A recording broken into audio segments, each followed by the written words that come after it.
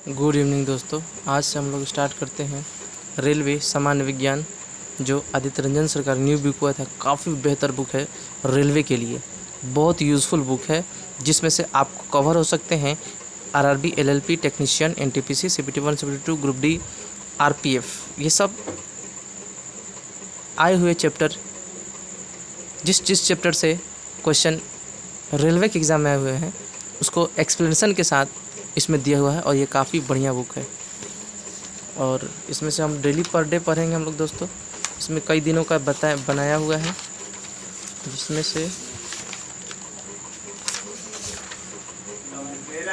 26वां दिन तक, जिसमें से हम लोग स्टार्ट करते हैं आज, जिसमें से 18वां दिन ये बायोलॉजी, जो मेरा फेवरेट सब्जेक्ट है।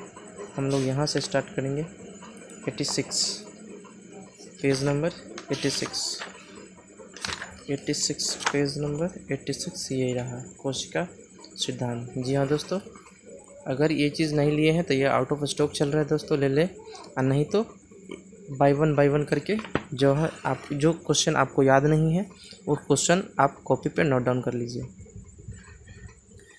जीवन की मूलभूत इकाई क्या कहते हैं? कोशिका। जीवन की मूलभूत इकाई को क्या कहते हैं? कोशिका। कोशिका की खोज की गई थी रॉबर्ट हुक ने। कोशिका की खोज रॉबर्ट हुक ने किया था 1665 में। कोशिका की खोज रॉबर्ट हुक ने किया था 1665 में, लेकिन इन्होंने मृत कोशिका की खोज की थी। यहाँ लिखा हुआ नहीं दोस्तों, लेकिन मैं बता रहा हूँ कि इन्होंने मृत कोशिका की खोज की थी। तो जीवित कोशिका की खोज 1674 में एंटोनी लेeuwenhoek ने किया था। जीवित कोशिका की खोज एंटोनी लेeuwenhoek ने किया था। उसके बाद सर्वप्रथम कोशिका सिद्धांत का प्रतिपादन किसने किया था? स्लाइडेन और स्वान ने। सर्वप्रथम कोशिका सिद्धांत का प्रतिपादन किसने किया था? स्लाइडेन और स्वान ने। और रॉबर्ट हुक ने कॉर्क के टुकड़े को देखकर कोशिका की खोज की थी। कॉर्क के टुकड़े को देखकर कोशिका की खोज की थी। मुख्य रूप से कोशिका दो भागों में विभाजित किया जाता है। कोशिका को दो भागों में बांटा जाता है, प्रोकैरियोटिक कोशिका और यूकैरियोटिक कोशिका। प्रोकैरियोटिक कोशिका दोस्तों जिसको हम नंगी आंखों से देख सकते हैं, और यूकैरियोटिक कोशिका जिसको हम नंगी आंखों से नहीं देख सकते हैं। जीवाणु तथा नीलहरी शैवालों में मुख्य रूप से कौन सी कोशिका पाई जाती है? प्रोकैरियोटिक कोशिका पाई जाती है। प्रोकैरियोटिक कोशिकाओं में श्वसन का कार्य कौन करता है? मीसोसोम।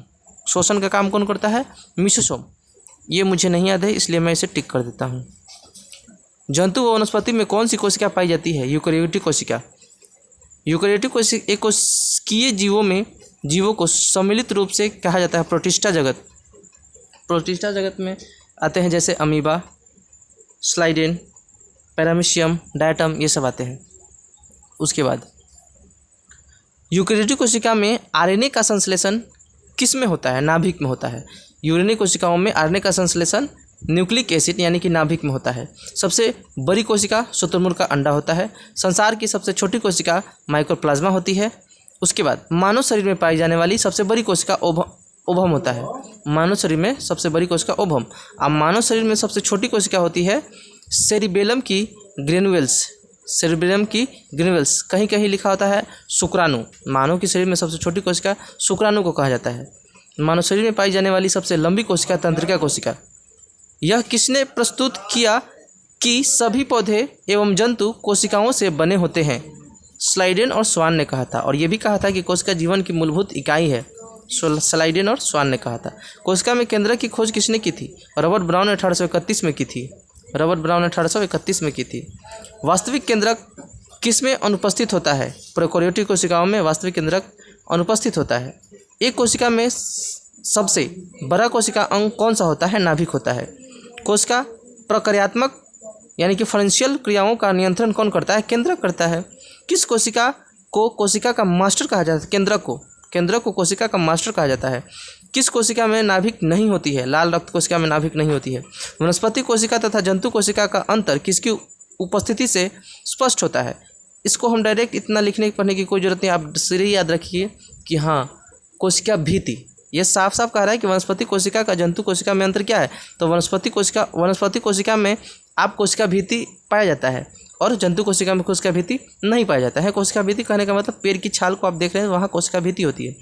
आंसर लिखा हुआ है वनस्पति कोशिका तथा जंतु कोशिका का अंतर वनस्पति कोशिकाओं में पाई जाने वाली कोशिका भीति से स्पष्ट होता है, जो जंतु कोशिका में नहीं होता है। कोशिका भीति सेलुलोज भित्ति किसकी कोशिका में पाई जाती है? पौधे में। सेलुलोज भित्ति पौधे में पाई जाती है दोस्तों। जैसे पेड़ की छाल को आप देख रहे हैं, उसमें कोशिका भित्ति पाई जाती है।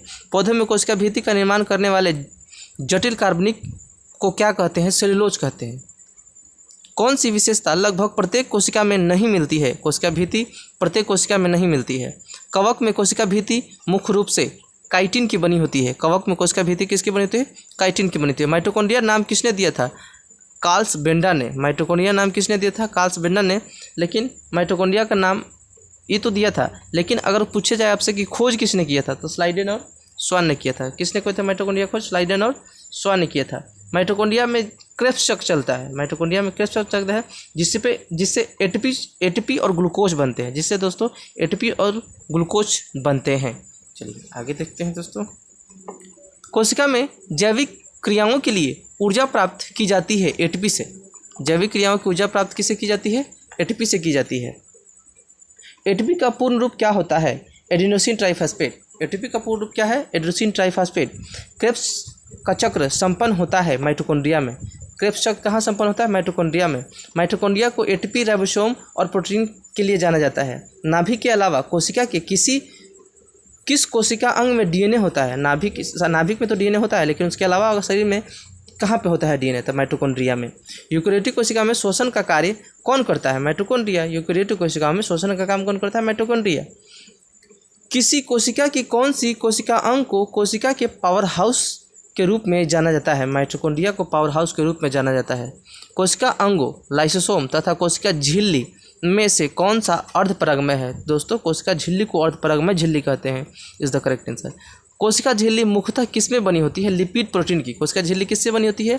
लिपिड या प्रोटीन की बनी होती है। किस प्रक्रम द्वारा कुछ पदार्थ जैसे कार्बन डाइऑक्साइड अथवा ऑक्सीजन कोशिका झिल्ली के आर पार आ जा सकते हैं? विसरण के द्वारा कोशिका झिल्ली के आर पार आ जा सकते हैं।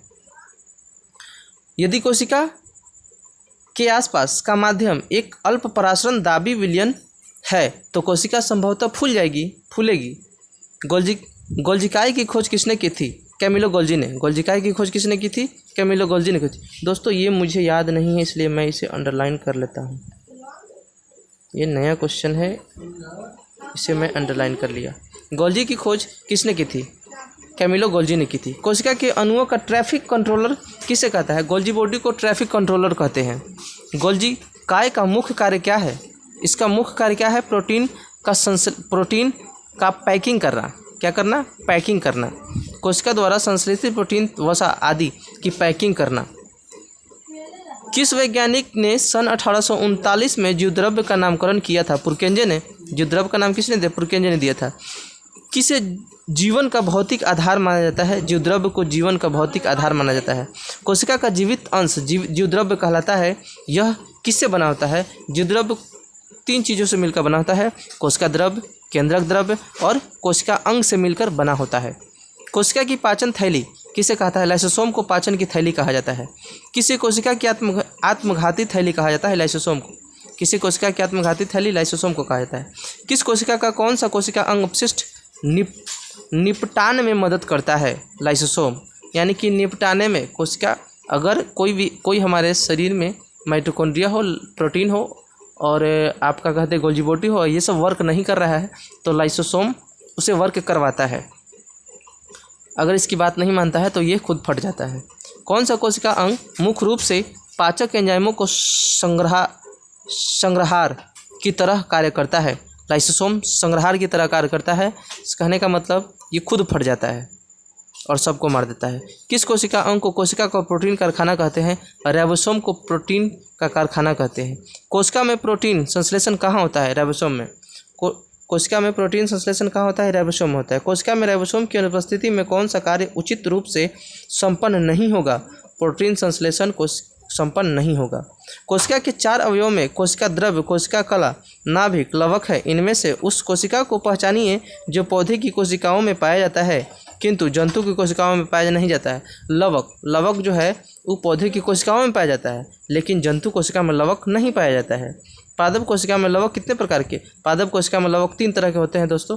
हरित लवक, अवर्णित लवक और वर्णी लवक, जिसको इंग्लिश में क्रोमोप्लास्ट, लाइकोप्लास्ट और एक और ल्यूकोप्लास्ट। उसके बाद आज इतना ही। अगर अच्छा लगे दोस्तों तो और कमेंट कीजिए, लाइक कीजिए, ताकि मैं आगे वीडियो बना सकूं। Thank you.